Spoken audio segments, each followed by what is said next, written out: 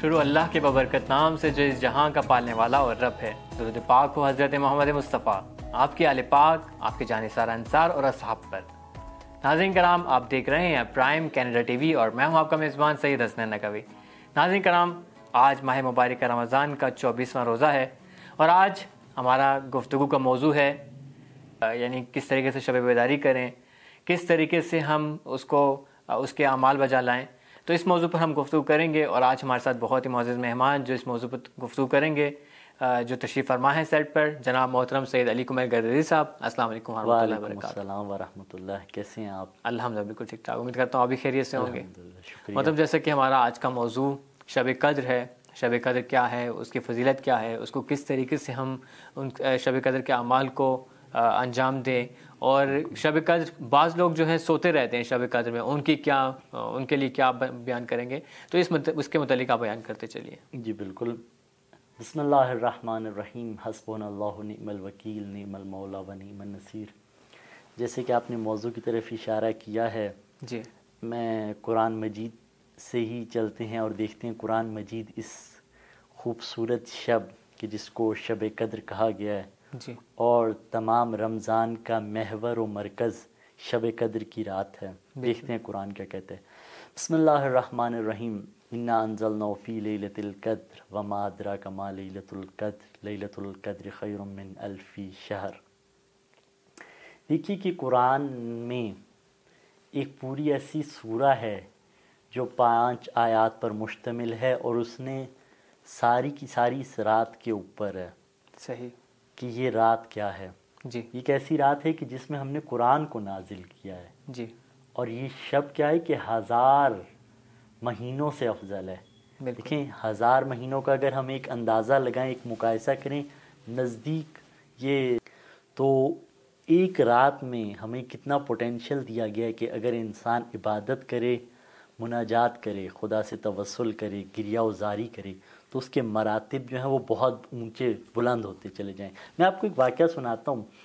رسول خدا حضرت محمد مصطفیٰ صلی اللہ علیہ وآلہ وسلم مسجد میں بیٹھے خطبہ ارشاد فرما رہے تھے، جی، اور بنی اسرائیل کے 4 لوگوں کی ایک داستان ذکر کی تھی کہ یہ 4 لوگ ایسے تھے کہ کئی سال عبادت میں مشغول رہتے تھے اور کوئی بھی گناہ انجام نہیں دیتے تھے۔ تو جو اصحاب وہاں پر مسجد میں موجود تھے، یہ خطبہ سن رہے تھے، ان کو یہ شوق پیدا ہوا، یہ تشویق پیدا ہوئی کہ کاش آیا ہمارے پاس بھی ایسا ہو سکتا ہے کہ ہم خدا کی عبادت میں بہت سا ایک لمبا عرصہ گزاریں، اور ہمیں جی بھی وہ ایک عبد کا جو مقام ہے، جو عابد کا مقام ہے، وہ ملے۔ تو اس کے بعد یہ سورہ نازل ہوئی تھی، سورہ قدر۔ صحیح، اور دیکھیں سورہ قدر کا سب سے بڑا اسی رات کے بارے میں ہے۔ کیوں اس رات کی کیوں اتنی فضیلت ہے؟ کیونکہ اس رات میں قرآن نازل ہوا ہے۔ یہ ایک بہت بڑی فضیلت کی بات ہے کہ قرآن کا نازل ہونا اس شب میں۔ تو دیکھیں اس شب کی جو سب سے بڑی یہی فضیلت ہے کہ اس شب کو کیوں 1000 راتوں سے افضل قرار دیا گیا ہے۔ کیونکہ اس میں قرآن مجید کا نزول ہوا ہے، اور قرآن کی جو کتاب ہدایت ہے۔ اور ایک اور بات جو اس رات کے لیے بہت مخصوص ہے، کیونکہ اس کے اعمال کی بہت زیادہ تاکید ہے، اور کہا گیا ہے کہ یہ رات جو ہے انسان کی سالوں کی جو آگے پورا اس نے ٹائم چلنا ہوتا ہے اگلے سال تک، وہ ایک اس کی تقدیر لکھ دی جاتی ہے، اس کے نامہ اعمال اس میں لکھ دیا جاتا ہے۔ تو ضروری ہے ہر انسان کے لیے کہ وہ اس میں جاگے، شب بیداری کرے اور خدا سے مناجات کرے۔ یہ بہت ضروری عمل ہے۔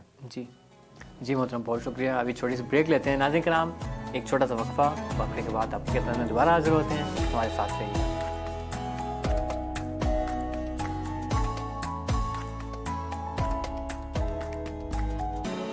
تو بڑی سخی ہے فاطمہ، تو بڑی سخی ہے فاطمہ، تو بڑی سخی ہے فاطمہ،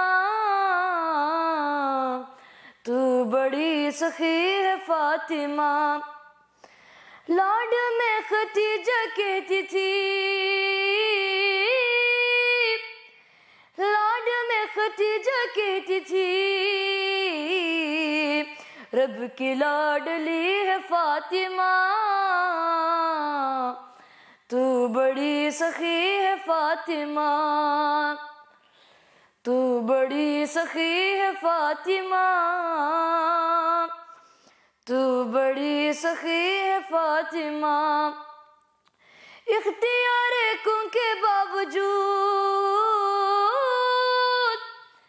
اختیار کن کے باوجود چک پیستی ہے فاطمہ، تو بڑی سخی ہے فاطمہ، تو بڑی سخی ہے فاطمہ، تو بڑی سخی ہے فاطمہ، لا الہ جمنے لگا، لا الہ جمنے لگا، سجدہ کر رہی ہے فاطمہ،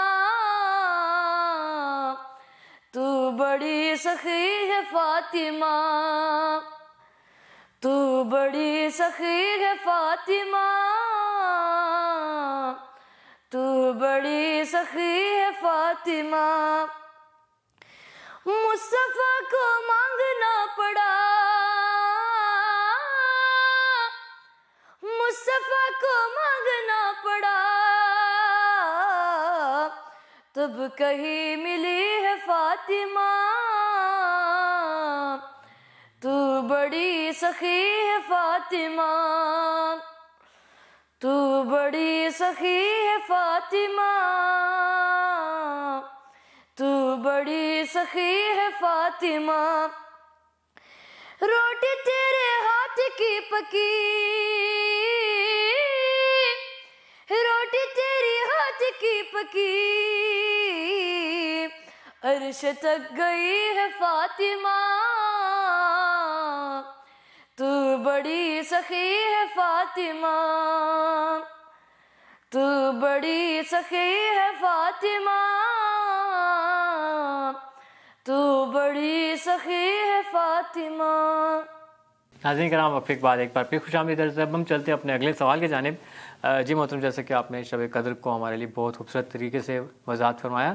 محترم، اگلا ہمارا سوال یہ ہے کہ شب قدر والے دن چونکہ اعمال نامے یعنی کہ تقدیر ہماری لکھی جاتی ہے اعمال نامے کے اندر، کہ انسان کا مقدر لکھا جاتا ہے، تو یہ مقدر کیسے لکھا جاتا ہے، تو اس کو بھی وضاحت کرتے چلیے۔ جی بالکل، آپ نے اگر خود اسی سورہ قدر میں دیکھیں تو آیت ہے اس کی کہ تنزل الملائکۃ والروح، کہ ملائکہ نازل ہوتے ہیں۔ جی دیکھیے کہ یہ بہت واقعاً ایک بہت مقدس بات ہے صحیح کہ ملائکہ جب اس زمین پر نازل ہو رہی ہیں تو اس زمین کتنی برکت ہو جائے گی وہ رات۔ بالکل، یہ خود دلیل بنتی ہے کہ اس شب کی بابرکتی پہ۔ اور جس طرح آپ نے نقطہ کہا کہ نام اعمال کا لکھا جانا، دیکھیں ایک کچھ حد تک انسان کے اپنے ہاتھ میں ہے کہ انسان اپنے کیا اعمال انجام دے رہا ہے اور اس کو اسی کا صلہ ملے گا۔ صحیح۔ کچھ یہ لوگ ہیں کہ اس طریقے سے کہتے ہیں کہ وہ کہتے ہیں جبر ہے، جو کچھ بھی ہے خداوند متعال کی طرف سے ہے۔ صحیح۔ اس طریقے سے نہیں ہے، انسان کو اختیار ہے اور انسان اپنے اختیار سے ہی ایک عمل انجام دیتا ہے۔ دیکھیں میں نے ابھی ایک ارادہ کیا کہ میں نے ایک کپ کو اٹھانا ہے، جب میں نے وہ ارادہ کر لیا تو میں وہ کپ کو اٹھاؤں گا۔ جی اب اس میں یہ نہیں ہو سکتا کہ یہ خدا نے جبر کیا ہوا کہ میں نے کپ کو اٹھانا ہے، بالکل، یہ خدا نے اختیار دیا ہے، اور اسی اختیار کے ساتھ جس طرح میں یہ ارادہ کر رہا ہوں اٹھا رہا ہوں، خدا کا بھی اختیار اس میں ہے اور میرا بھی ہے، میں یہ کام کو انجام دے رہا ہوں۔ بالکل۔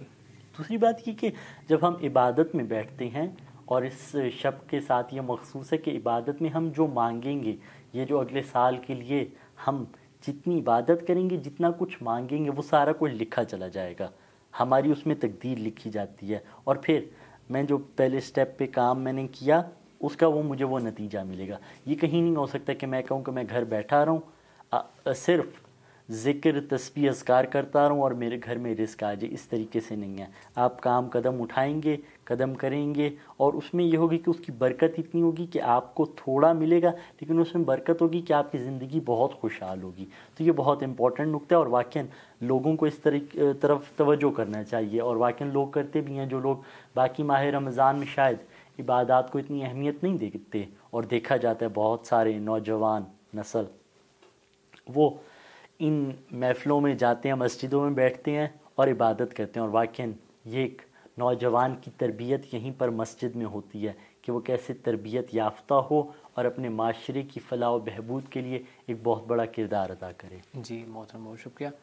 جی محترم, جیسے کہ قرآن کریم کے متعلق کہا جاتا ہے کہ قرآن کریم بھی اس شب کو نازل ہوا, جیسے کہ اللہ تعالیٰ خود رمضان کا تعارف بھی قرآن کریم سے کروا رہا ہے کیونکہ اس میں قرآن کریم نازل ہوا ہے.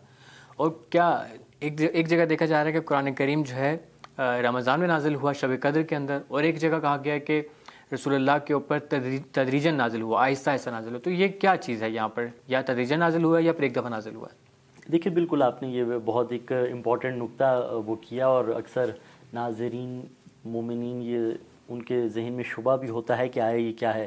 دیکھیے قرآن کے جو نزول کے بارے میں ہے وہ لکھا ہوا وہ دو طرح سے, ایک قرآن کا تدریجی نزول ہے اور ایک ہے کہ دفعی نزول. تدریجی یعنی کہ آہستہ آہستہ آنا, ہر موقع اور مناسبت کو دیکھتے ہوئے قرآن کی کچھ آیت نازل ہوئیں کہ جو رسول خدا کے لیے تشفی کا باعث تھی کبھی کبھار, اور کبھی کبھار کیا تھیں کہ اس عمل میں حکمت عملی کا خدا کی طرف سے بتایا گیا تھا کہ اس کام کے لیے آپ کیسی حکمت عملی انجام دیں. اور دوسرا ہے کہ دفعی نزول, یعنی دفعی نزول یہ کہ سارا کا سارا حقیقت قرآن, کیونکہ قرآن ایک حقیقت ہے جو ہمارے سامنے لفظ الفاظ کی قالب میں ہے, یہ ہمارے ساتھ مجھے آپ کو سمجھانے کے لیے الفاظ کی صورت میں, جبکہ قرآن ایک زندہ حقیقت ہے. وہ زندہ حقیقت ایک دفعہ قلب رسول پر وحی کی شکل میں وہ اسی رات کو نازل ہوئی ہے. دیکھیے کہ قرآن کا جو ایک دفعہ نزول ہے وہ ہے دفعی نزول, یعنی کہ قرآن جو ایک حقیقت ہے جی ہمارے لیے وہ الفاظ کے قالب میں, وہ حقیقت جو ہے وہ ایک ہی دفعہ اس شب قدر کی شب کو رسول خدا کی قلب پر وحی کی صورت میں نازل ہو چکی ہے. یہ دونوں اس میں پائی جاتی ہیں روایت, اور اسی طریقے سے یہ ہے بات. صحیح. جی محترم, بہت شکریہ. ناظرین کرام, چلتے ہیں چھوٹے سے بریک کی جانب. بریک کے بعد ابھی خدمت میں دوبارہ حاضر ہوتے ہیں, ہمارے ساتھ رہیے گا.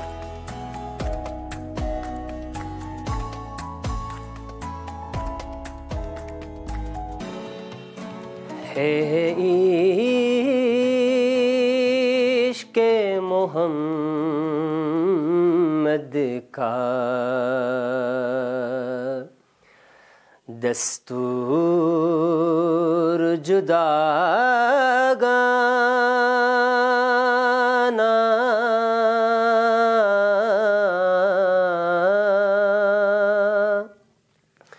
جینے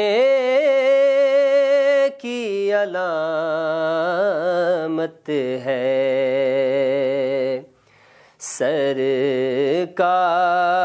سرکار پہ مر جانا.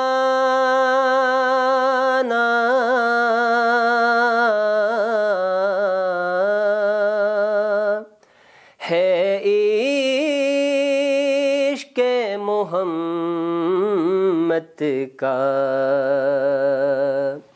دستور جداگانہ,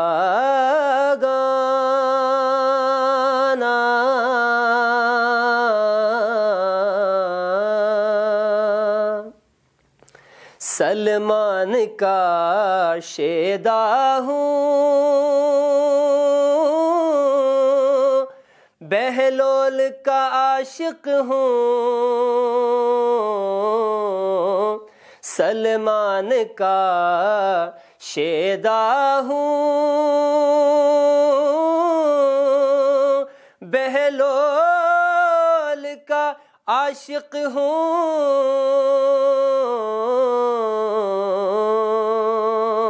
کہتی ہے مجھے دنیا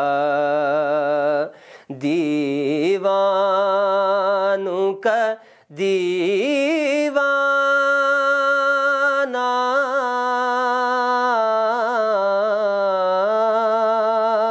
جینے کی علامت ہے سرکار پہ مر جانا.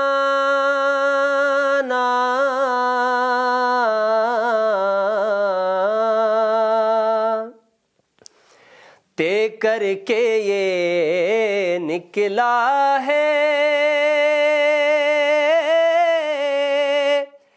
گر سے کوئی دیوانہ طے کر کے یہ نکلا ہے، گر سے کوئی دیوانہ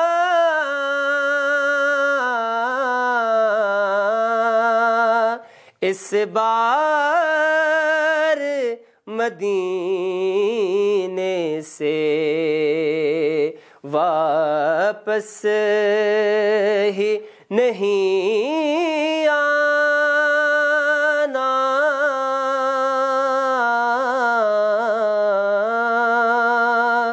جینے کی علامت ہے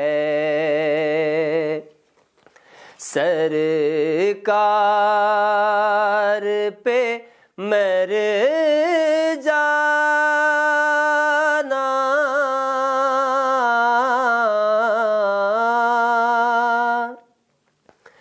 جا پوچھ لے آدم سے مٹی ہے خراب اس کی، جا پوچھ لے آدم سے مٹی ہے خراب اس کی،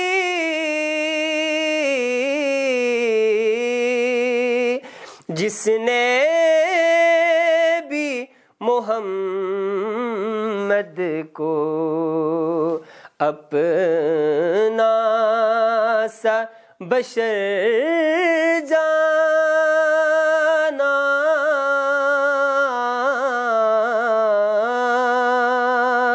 جینے کی علامت ہے سرکار پہ مر جانا،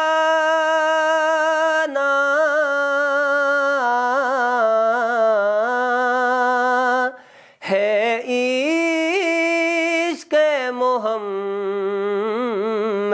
کا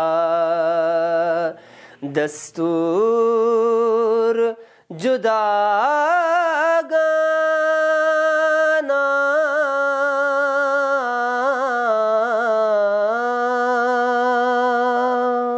ناظرین کرام وقفے کے بعد ایک بار پھر خوش آمدید عرض ہے۔ اب ہم چلتے ہیں اپنے اگلے سوال کی جانب۔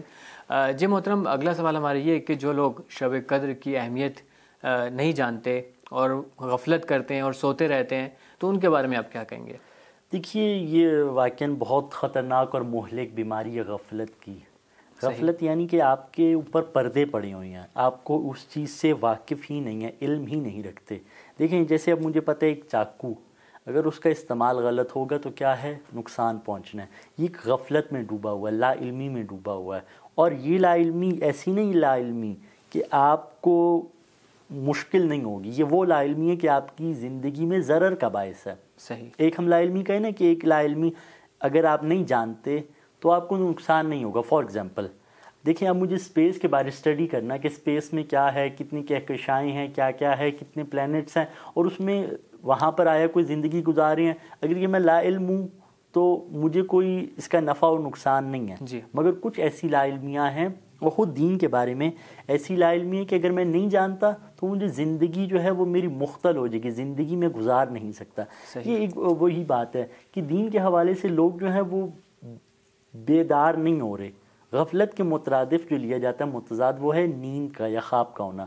نیند سے انسان بیدار ہو جاتا ہے کسی طریقے سے، لیکن غفلت سے بیدار نہیں ہوتا۔ غفلت سے بیدار کرنا بہت ضروری ہے۔ اور پھر یہ غفلت سے بیدار کس طریقے سے ہو سکتا ہے کہ انسان کو جب ایک نقصان یا مشکل آتی ہے، فار ایگزامپل میرے وجود کے اندر نقص ہے، کیوں پہلے بھی ذکر ہوئی تھی میرے خیال ہے غالباً لاسٹ پروگرام میں، کہ انسان سارے کام خود نہیں کر سکتا، اس کو دوسرے بندے کی ضرورت ہے۔ وہ جب اس کو ضرورت محسوس ہوتی ہے وہ اس وقت بیدار ہوتا ہے، وہ دیکھتا ہے کہ یار مجھے ایک چیز میرے اندر کمی ہے۔ یہ کیا مشکل ہوتی ہے؟ حالات، زندگی گزارا ہو تو مشکلات آ جاتی ہیں۔ گھر کی مشکل ہے، مالی مشکل ہے، اس کے علاوہ مشکل ہے، کوئی اس کے دوست کا اس کے ساتھ معاملات ایسے ہوتے ہیں کہ وہ مشکل آتی ہے، اس مشکل میں اگر وہ اپنے آپ کو سوچے کہ یار میرے اندر کچھ نقص ہے، تو وہ بیدار ہو سکتا ہے. اور اس اگر غفلت سے بیدار ہو گیا تو وہ کیا کرے گا؟ سب سے پہلے چیزوں کو سیکھے گا. جی یہ ایک رمضان کی جو بہت بڑی نعمت ہے، اس میں یہی مسئلہ ہے کہ لوگ ایک چھوٹی وجہ سے کیا کہتے ہیں کہ میرا جی اسٹمک خراب ہے. اسٹمک کیا خراب ہے؟ ویسے ہی اس میں صرف ایسیڈیٹی کا پرابلم ہے، یہ کوئی اور چھوٹا موٹا مسئلہ ہے، وہ روزہ نہیں رکھتے. آیا یہ وجہ بن سکتی ہے روزہ نہ رکھنے کی؟ نہیں.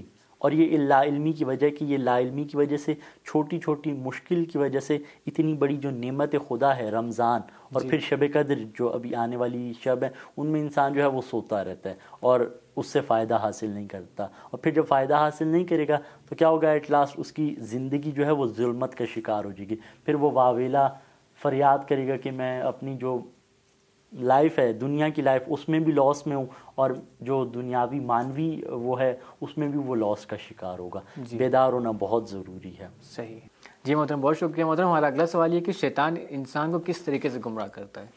جی بالکل، یہ بھی بہت ایک امپورٹنٹ اس وقت کا سوال ہے، اور واقعاً مومنین مسلمان خاص طور پہ جو نوجوان نسل ہے، چاہے وہ لڑکا ہو لڑکی ہو، وہ اس مشکل میں گرفتار ہیں کہ ان کو شیطان کوئی کام کرنے نہیں دیتا. دیکھیں، انسان جب زندگی گزار رہا ہوتا ہے نا، وہ ایک اپنے بڑے مقصد کی طرف سوچ رہا ہوتا ہے، یعنی کہ بڑا مقصد سعادت کیا؟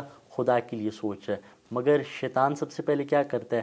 اس کو آ کے اس کے جو جزئی حالات ہوتے ہیں، اس وقت کی جو اس کی لائف سٹائل ہوتا ہے، اس میں اس کو درگیر کر دیتا ہے. کیسے؟ اس کو کرے گا کہ یار آپ کا لائف سٹائل جو ہے، اپنے آپ کو کمپیریزن کرو دوسرے سے. فار ایگزامپل میرے پاس شیطان آئے گا، کیا کہے گا کہ مجھے گمراہ کرے گا کہ یار میں ایک کیسی لائف گزار رہا ہوں، آپ کیسی لائف گزار رہے ہیں. مجھے کہے گا آپ کا لائف سٹائل ایسے ہے، آپ کا بینک بیلنس یہ. چھوٹی چھوٹی مشکلات میں جب ہم اپنا اس میں توجہ ہماری اس میں ہو جائے گی نا، ہم بڑے گول سے ہٹ جائیں گے. اور یہ قاعدہ ہے کہ دیکھیں، اگر آپ خود اپنا ٹارگٹ یا مقصد سیٹ نہیں کرتے، اس پہ نہیں چلتے، تو آپ کا جو ٹائم ٹیبل ہے اس میں شیطان خود بخود ہی جگہ بنا لیتا ہے. صحیح. آپ اگر کسی کام میں کام میں مشغول نہیں ہوں گے تو خود بخود ہی آپ کا وقت اور آپ کی زندگی جو ہے وہ عام معمولی کام میں تلف ہوتی جائے گی. تو شیطان سب سے پہلے کیا کرتا ہے کہ وہ چھوٹے چھوٹے جو ایک اس کے مادی فائدے کی باتیں ہوتی ہیں، اس میں آ کے اس کو الجھا دیتا ہے. جب اس میں الجھا دیتا ہے، پھر انسان خود بخود ہی جو ہے وہ اس کی توجہ بڑے مقصد سے ہٹ جاتی ہے. اسی میں رہتا ہے کہ یار میرا آج کا کھانا کیا ہوگا، کل کا کھانا کیا ہے، میرے پاس آج یہ گاڑی ہے، کل کی گاڑی کیا ہے. وہ پھر ایک دوسری کمپیریزن کیا آ جاتا ہے، میرے پاس یہ چیز ہے تو دوسرے کے پاس یہ چیز نہ، میرے پاس یہ چیز نہیں ہے، دوسرے کے پاس یہ چیز ہے، میرے پاس فلاں ہے. اس میں جب کمپیریزن آ جاتا ہے تو پھر انسان جو ہے وہ اسی لائف میں اسی سرکل میں گھومتا رہتا ہے، وہ اس سرکل سے باہر نہیں نکل سکتا. اور یہی ہے، جب شیطان نے اس سرکل میں انسان کو ڈال دیا تو پھر شیطان نے اپنا کام کر دیا، اور انسان جو ہے وہ گول چکر میں اپنی زندگی گزارتا چلا جائے گا. جی محترم، بہت شکریہ.